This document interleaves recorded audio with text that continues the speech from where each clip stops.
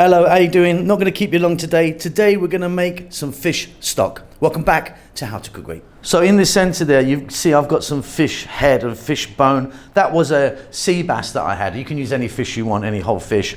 It was a 2 kg fish, a nice big fish. I filleted that. So this is what came off it. I don't like to waste it. We can make some stock from it.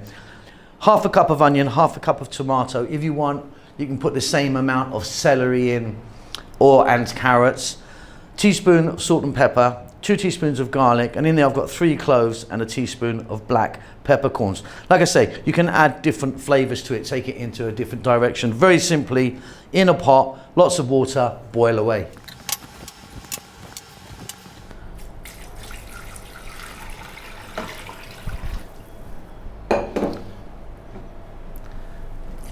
So plenty of water in there. Going to put the heat on. Once it gets to a kind of boiling, like boiling point, I'm going to turn it down so it's on a rolling boil. Going to let it go for like half an hour, but you could let it go for an hour. Very simple.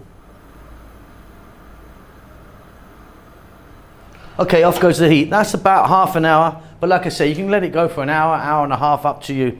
Very simply, what we're going to do is sieve it through and keep the water. Okay, so I just sieved that through. I would discard all of the bones and everything. What we've got there is a beautiful fish stock.